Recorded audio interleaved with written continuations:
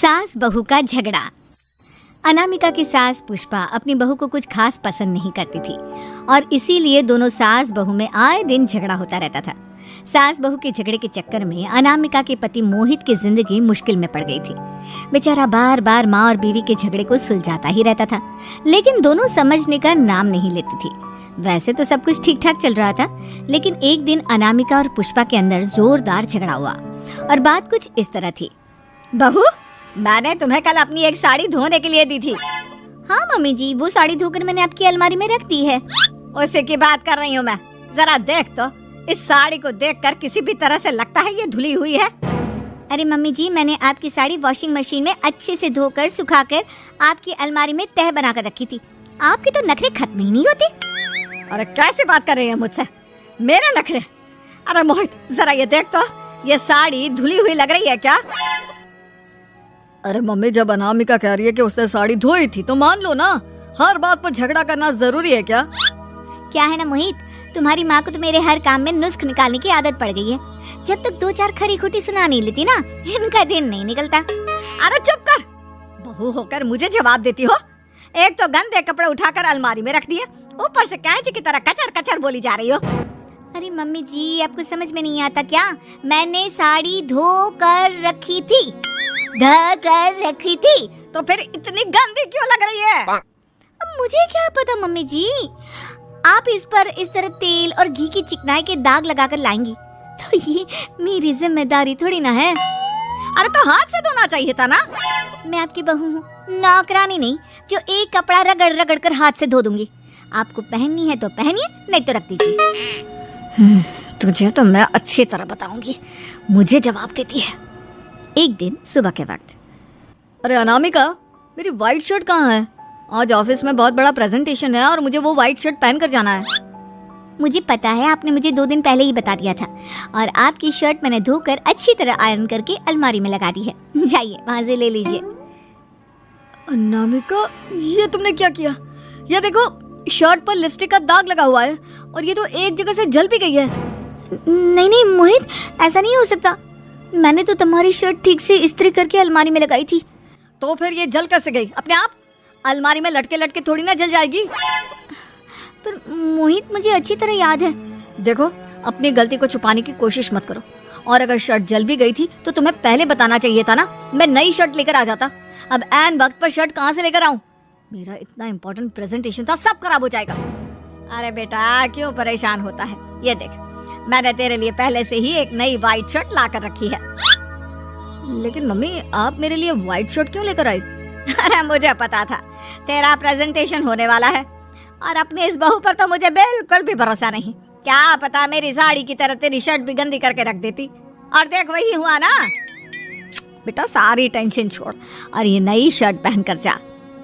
Thank you mummy, आज तो आपने बचा लिया मुझे। कुछ दिनों के बाद, अरे अनामिका, जानती हो, ऑफिस में मेरा जो दोस्त है ना अमर, आज उसका बर्थडे है और उसे तुम्हारे हाथ का चॉकलेट केक बहुत पसंद है। थोड़ा सा बनाकर टिफिन में रख दो ना प्लीज। हाँ, क्यों नहीं। मैं बहुत अच्छा केक बनाकर आपके दोस्त के लिए रख दूंगी। तुम्हारे हाथ का खाना खाकर तो वैसे ही मेरे ऑफिस के सारे लोग इतनी तारीफ करते हैं, क्या बताऊं। आप प्लीज एक अच्छा सा केक और बना दो, मेरी तो ऑफिस में शान बढ़ जाएगी। अनामिका केक बनाने के लिए रख देती है। पुष्पा चुपचाप जाकर उस पर ढेर सारा नमक डाल देती है। देख अमर, तेरी भाभी ने तेरे लिए चॉकलेट केक बनाकर भेजा है, तुझे बहुत पसंद है ना? यार, तू बहुत किस्मत वाला है। भाभी इतना अच्छा खाना बनाती है और साथ में केक भी। वैसे भाभी को थैंक यू बोलना। थैंक यू बाद में, पहले तो ये केक खा कर देख। बहुत मेहनत से बनाया है अनामिका ने। अरे यार, इस केक में तो बहुत सारा नमक है। लगता है भाभी ने शक्कर की जगह खूब सारा नमक डाल दिया है। अरे मोहित, तू तो अपनी बीवी की कुकिंग की बहुत तारीफ करता फिरता है। जरा पूछना अपनी बीवी से, केक में नमक कब से डलने लग गया? क्या यार, तुझे भी मेरा ही जन्मदिन मिला था बिगाड़ने के लिए? केक नहीं लाना था तो मत लाता। कम से कम मुझे इस तरह नमक वाला केक तो नहीं खिलाता। अरे नहीं यार, अनामिका ऐसा नहीं कर सकती, जरूर कुछ गड़बड़ हुई होगी। घर जाने के बाद, अनामिका, अगर तुम्हारा केक बनाने का मन नहीं था तो ना बनाती, लेकिन मेरी बेइज्जती करवाने की क्या जरूरत थी? अरे आपकी बेइज्जती, ये आप क्या कह रहे हैं? मैंने तो सुबह आपको इतने अच्छे तरीके से केक बना कर दिया था हाँ, लेकिन उसमें इतना सारा नमक डाल दिया था कि आज ऑफिस में मेरा अच्छा खासा मजाक बना है। मेरे सारे दोस्त हंस रहे थे मुझ पर। अरे बेटा, मैंने तो तुझे पहले ही समझाने की कोशिश की थी। एक नंबर की गैर जिम्मेदार है ये लड़की, कोई काम ठीक से नहीं करती। उस दिन भी गंदी साड़ी रखती थी मेरी अलमारी में और झूठ बोल रही थी। कुछ दिनों के बाद, अनामिका देखो, मैंने अपना लैपटॉप चार्जिंग पर लगाया है, उसे अच्छी तरह चार्ज होने देना। मेरी एक अर्जेंट मीटिंग है, प्लीज बीच में से हटाना मत। हाँ हाँ ठीक है, मैं नहीं हटाऊंगी। पुष्पा चुपचाप से जाकर चार्जिंग का बटन बंद कर देती है। थोड़ी देर बाद, अरे ये लैपटॉप चार्ज क्यों नहीं हुआ? और ये बटन किसने ऑफ कर दिया? अनामिका, इधर आओ। क्या हुआ? क्यों चिल्ला रहे इतना? अनामिका, मैंने तुमसे कहा था ना, मेरा लैपटॉप चार्जिंग पर लगा हुआ है, मेरी अर्जेंट मीटिंग है। तुमने इसका स्विच ऑफ क्यों कर दिया? अरे मैंने ऐसा कुछ नहीं किया, मैं क्यों स्विच ऑफ करूंगी?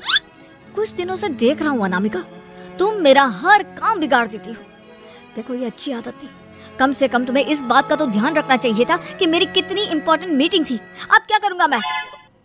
आई एम सॉरी मोहित, लेकिन सच में मैंने जानबूझकर कुछ नहीं किया। अगर जानबूझकर नहीं किया तो क्या सब कुछ अपने आप हो जाता है?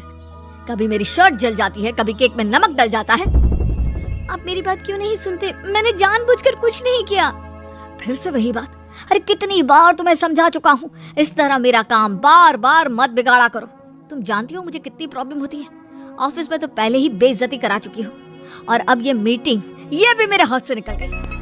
अनामिका की समझ में कुछ नहीं आता कि आखिर उसके साथ ये सब क्या हो रहा था और क्यों हो रहा था। फिर कुछ दिनों के बाद मोहित अपने ऑफिस से कुछ फाइल लेकर घर आता है।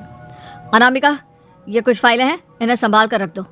और प्लीज इस बार ध्यान से, कोई गड़बड़ी नहीं होनी चाहिए। नहीं मोहित, कोई गड़बड़ी नहीं होगी। मैं सारी फाइल्स अलमारी में लॉक करके रखूंगी और चाबी अपने पास रखूंगी। अनामिका, जरा अलमारी की चाबी तो देना। क्यों मम्मी जी, आपको क्या काम है? उसमें मोहित की जरूरी फाइल रखी है और मैं नहीं चाहती कि इस बार कोई भी गड़बड़ हो। पता नहीं, कुछ दिनों से हर काम खराब हो जाता है। अरे मुझे उसमें से पैसे निकालने हैं और उसके बाद ले लेना अपनी चाबी। मैं खा नहीं जाऊंगी तुम्हारे पति की फाइल। अनामिका को अपनी सास पर शक होता है। चाबी देने के बाद वो चुपचाप छुपकर अपनी सास की हरकत देखती है। ये फाइलें उठाकर डस्टबिन में डाल देती हूँ, फिर देखना कैसे मोहित इसकी खबर लेगा। इस बार तो छोड़ेगा नहीं इसे। वैसे भी पहले मैंने जो कुछ भी किया है उसकी वजह से अच्छी खासी डांट पड़ी है, मजा आ जाएगा। अच्छा, तो ये बात है। सारा काम मम्मी जी बिगाड़ देती हैं, वो भी इसलिए क्योंकि मेरा उनसे झगड़ा हो गया है। सास के जाने के बाद अनामिका मोहित को बुलाकर लाती है। क्या हुआ अनामिका, क्या दिखाना है? ये देखिए, आपकी फाइल डस्टबिन में पड़ी हुई है। इसीलिए तो कहा था संभाल कर रखना, और तुमने उठाकर ये फाइल डस्टबिन में डाल दी। मैंने नहीं, तुम्हारी मम्मी ने डाली है, मुझसे बदला लेने के लिए, ताकि तुम मुझे डांटो।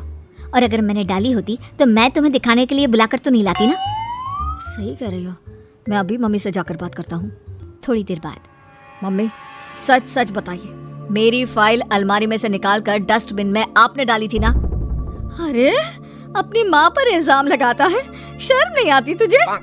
मैं इल्जाम नहीं लगा रहा हूँ मम्मी, जो सच है वही पूछ रहा हूँ। आप जल्दी से बताइए आपने ऐसा क्यों किया?